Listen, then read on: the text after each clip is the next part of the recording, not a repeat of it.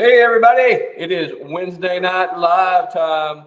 I just got off the lake, just ran in the door just in time for the live here. Um, I had a package waiting on me when I drove up. I got 4 new rods from MMA Fishing, and let me just show you guys my rod tube. You guys will get a kick out of this while people are coming in. So here's my rod tube. It's broke here and broke at this end. I just took the rods are right over my shoulder right here, the 4 rods. Shockingly, only one of them looked broken. I don't know if they ran. How do you break these rods? I have never, ever had a rod tube. There's 12 rod tubes in the corner of my over there. You know, I've never had one show up like this. It's just, I can't believe that UPS would do this to a rod tube. So crazy, isn't it? Just absolutely crazy. I didn't even think they could. I mean, it looks like it was ran over. Hey, Russell. Hey, Gary. Hey, back beyond the back roads outdoors. Thanks for stopping by. Soren. Hey, buddy. Thanks for stopping by. Brian, I just got off Mooney. I mean, literally just got off Mooney.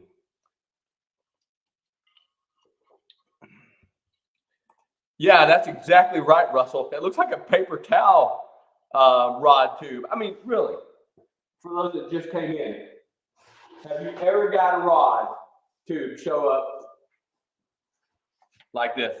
Ever? This is crazy. I'm just flabbergasted. But I'm sure the boys at MMA Fishing will make it up to me. One rod has got a crack, and you can see the eye is bent right there. So, I mean, I love MMA rods, man. They're great. If you're interested, let me know. I'll get you a discount code. They're $350 on the website if you go direct, but if you go through me, $180. So great rods too. Something like that. I can't remember the exact price, but right in that range. So, hey Thomas Campos, thanks for stopping in. Spaceman, it's almost time for the Northern Big Bass Tournament. Nick Abear, local, just got off Mooney. Nick, the bass are staging. They're not spawning. Been warm for 2 days here, but they are staging. I've seen a couple beds, but there were no bass on them. So, Marvin London, how are you, buddy? Thanks for stopping in. Tyler, Faith First Fishing, thanks for stopping by. I will go ahead and throw the link up. Anybody wants to jump up, feel free to. Brian, Michigan Fisherman, thanks for stopping in, buddy.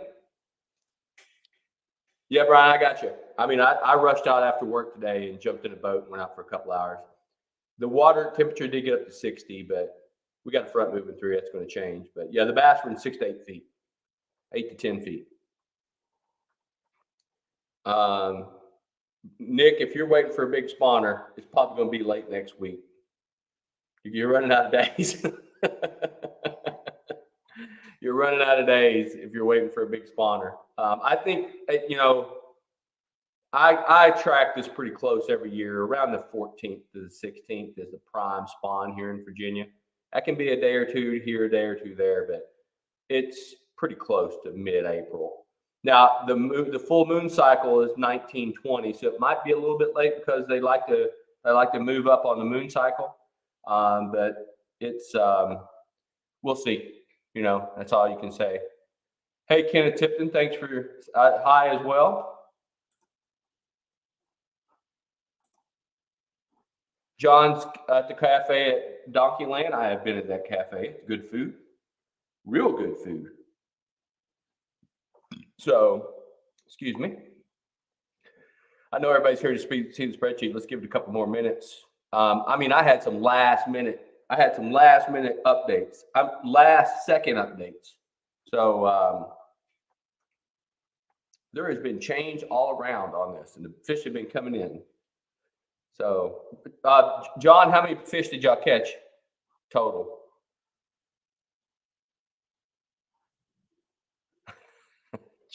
Brian, gotta eat, so now I gotta work. John got 29. That's pretty good. That's a good day of fishing. I went out for 2 hours, 15 minutes, and I got 4. But I'll tell you what, man, what was really tough, and I'm gonna put out an episode on this. The bass are staging. They're in the coves and like 8 foot, between 10 and 6 foot. And they're staging. I can see them on live scope. I mean, I've never seen so many giant bass on my live scope. I'm like, what did I throw at? There's so many of them. They wouldn't hit crap. I caught a few. I got one to hit a buzz, one to hit a spinnerbait, one to hit a jig, a couple hitters, spinnerbait, one to hit a jig. But man, I ran a mag drag by them and they would follow it. Bass Hunter Brian, I threw a big glide and they just sharked it. They sharked it all. I had 2, I swear they were right under my trolling motor. They sharked it all the way back to the boat. They would hit it. They just would not eat. Just got a few to eat today. But man, no kidding, I've probably seen in one cove 12, 14 giants. And they weren't carp. I mean, I did catch a couple of them. Not the giants, but caught a couple of them. Michigan Fisherman says, my buddy Lucas said he has saw hundreds on his FF says forward-facing sonar there. They would not eat. Yeah, so that's a good point, Brian.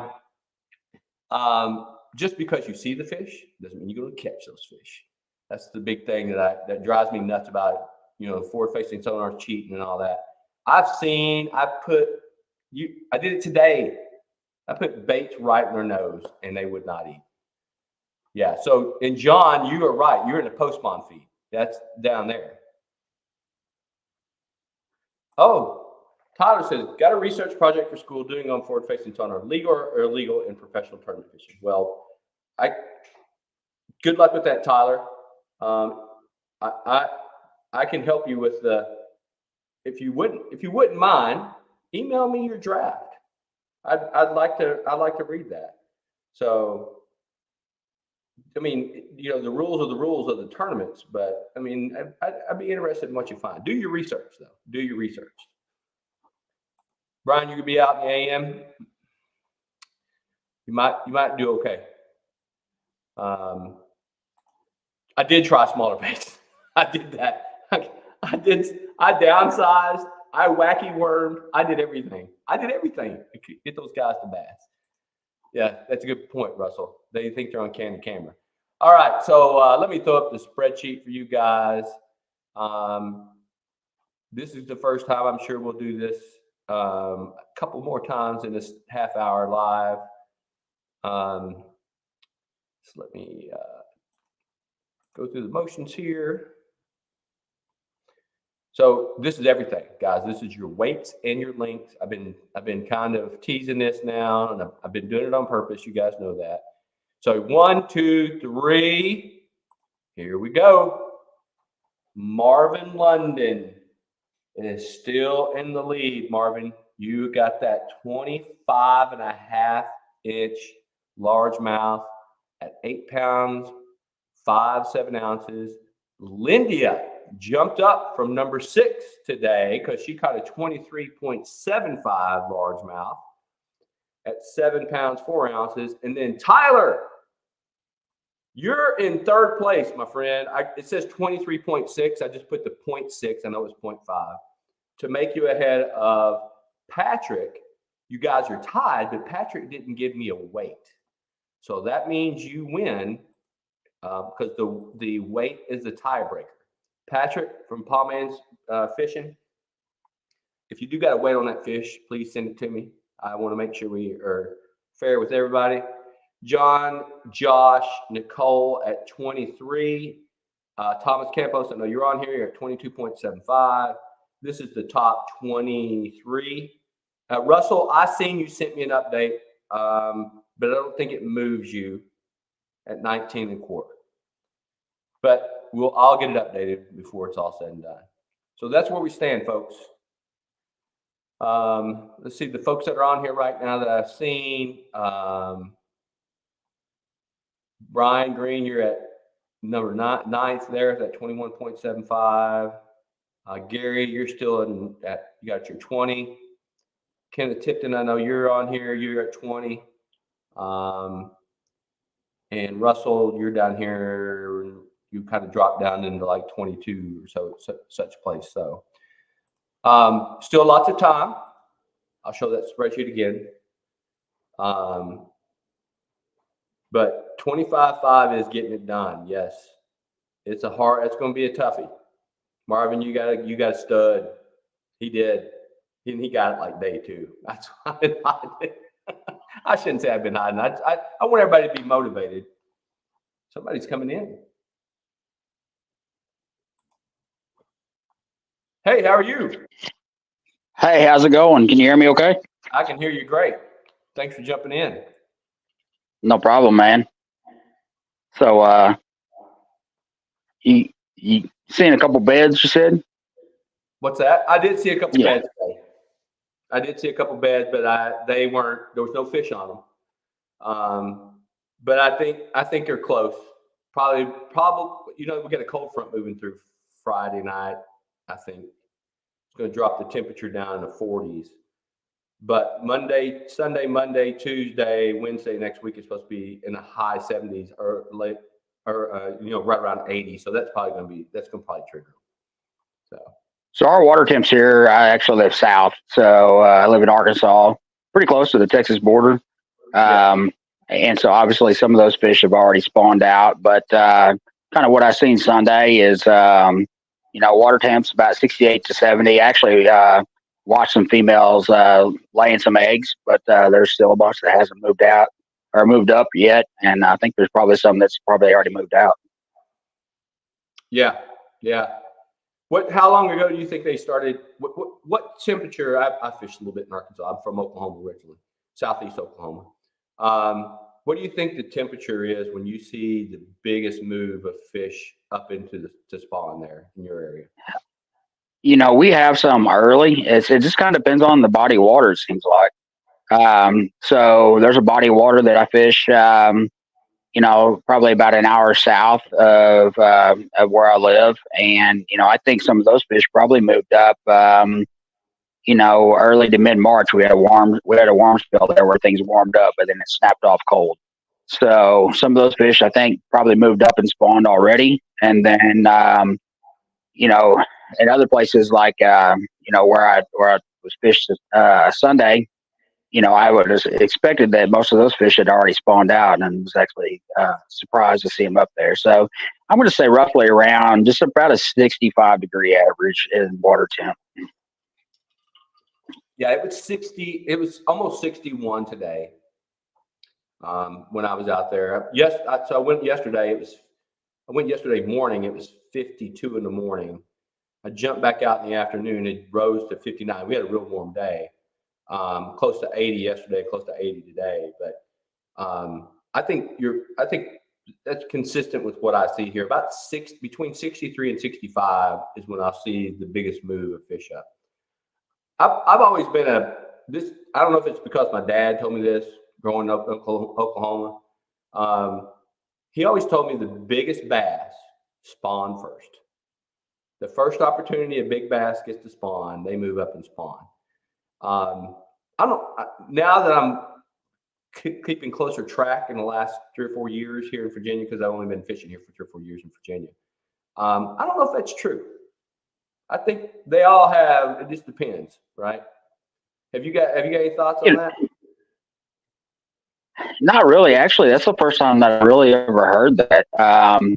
So I know just from doing a little research, the bass know that hey, it's time to spawn, And I think that they're going to move up and spawn regardless of size at the first opportunity they get. Now, granted, spring, the weather's up and down, lots of cold fronts, lots of fluctuations. You got a lot of wind that's, kind of turning that water and changing those water temps all the time. But I think, granted, there's a lot of them that move up that first opportunity. But then, unfortunately, that opportunity isn't long before, that water temp drops back down. Right. Yeah, I have witnessed this mainly in ponds. I watched a bass blow up, start fanning out of bed, and go back the next morning. A couple hours later, the weather's changing. Well, the weather starts to, the temperature starts to drop. It starts raining real hard. She left. She just left. Came back 2 days later when it warmed back up, back on. I mean, it could have been different fish, obviously, but they know that they need that water temperature to right, stable before they drop the eggs. Oh, right. Yeah. Yeah. And I just actually learned this. I didn't know this either. So I'm kind of late to the party, I guess, on this. But, I never knew that, a female would lay on multiple nests. And so that's what I'm understanding that they do. They'll move up and, they spawn. Of course, we all know that bass fry survival rate is not that great, but they choose different males and actually lay on several different nests. Yeah, I have heard that before. It's the survival of the fittest, right? She's trying to get the best guard, around her fry. Last year, I listened to a couple guys. I fished a tournament on Lake Seminole there in Florida with Gary, and the guys we caught some fish, but the guy who won it, he found some fish, and he said the females were guarding fry. Now I know the males guard the nest, but he used the term the females were guarding fry. I've not heard that before. That's the first time I've heard females guarding fry. Usually females are eating fry. They eat right. Fry. Yeah. So it's interesting. I potentially, can't prove it right or prove it wrong, right? We don't get to talk to the fish, but the first time I ever heard that,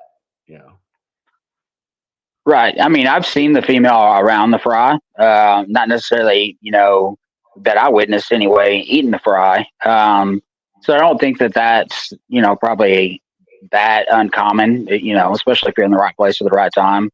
But as far as, the females actually guarding the fry, I think it probably was more like possibly the males guarding the fry. Yeah. I do recall the fish they brought in. I think they had a 5 bass that were 12, 13 pounds, which is decent, especially on Lake Seminole. But they probably were all potentially mostly male, I would guess. We all go, but Gary just said that. He said probably just a big 5-pound male. He was in the tournament. So a couple comments, Brian thinks it's true that the big ones spawn early. I want to believe it. It's just hard to not consider, fish are going to move up, right? We don't know when and where. But Nick Abrayer here, he's a local guy, fishes the lake that I just came off of. Talking about how it's been a struggle this year. We have had ups and downs. This time last year, I do recall last year on the 13th of April, I went out and caught probably 40 bass in that 2 to 4, 5 pound range, and they were all moving up spawning. And we're not even close to that this year. So, but the weather makes a difference. So. Yeah, and I was kind of looking back. Social media is great in the way that it reminds you of things that happened last year or the year before. So I was kind of looking back at some of my pictures, and it seemed like right about April the 6th of last year, on a lake that I fished just about it's probably about 10 minutes away from the Louisiana border. You know, I was just catching some females coming up, moving up, and they hadn't paired with males yet. So Yeah. So you live in the southeast corner of Arkansas? Southwest, yeah, right here in Southwest. Texarkana. Yeah. Oh, okay. You're near Texarkana. Okay. Yeah. I grew up not far from you in McAllister, Oklahoma, in the southeast corner of Oklahoma. So Okay, yeah, yeah, Fish I've been Lake. through McAllister. Yeah, Lake Worcester is right there, close, not too far from you. Yeah, I've fished Lake Conway in Arkansas. I know it's north of you, but grew up fishing in that area. So Okay. well, let me. What was your name again? I'm sorry, Buddy. Yeah, it's Buddy. Buddy. Okay. Let me throw up this spreadsheet one more time for the folks that just came in. There's probably some folks that want to see it one more time, and if you don't mind hanging on. Sure. Let me share this.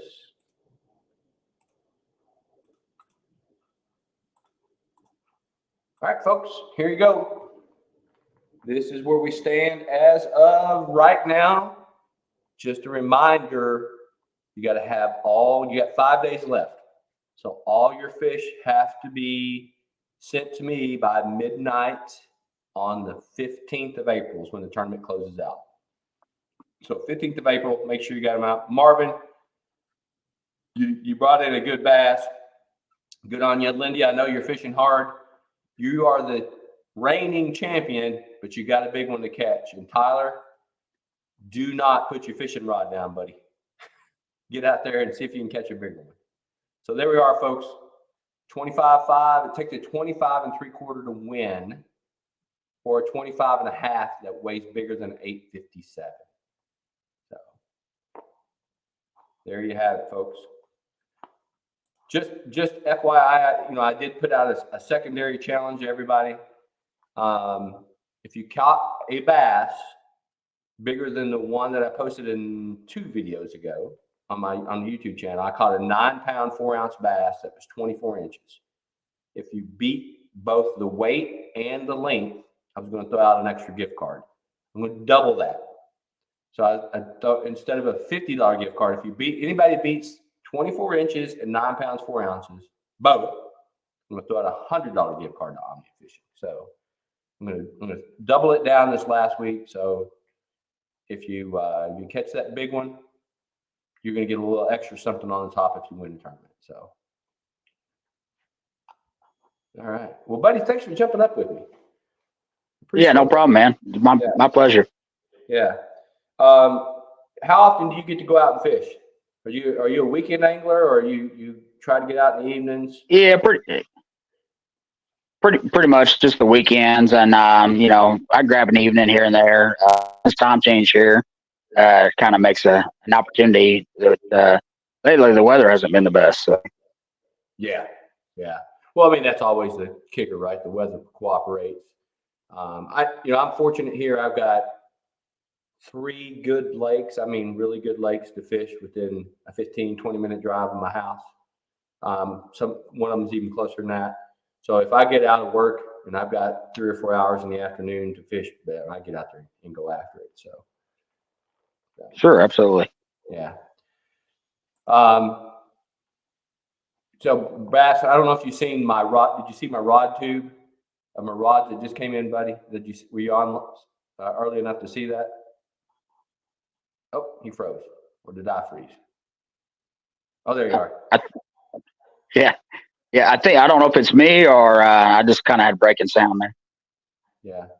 Did you see the rod tube that I just got my rods in earlier?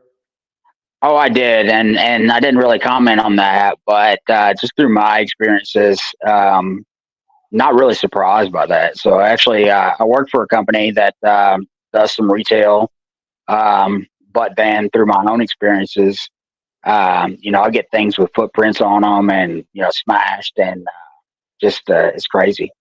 Yeah, it literally looks like this rod tube got ran over. It does. But I mean, the guys at MMA Fishing, they'll do me up right, I'm sure.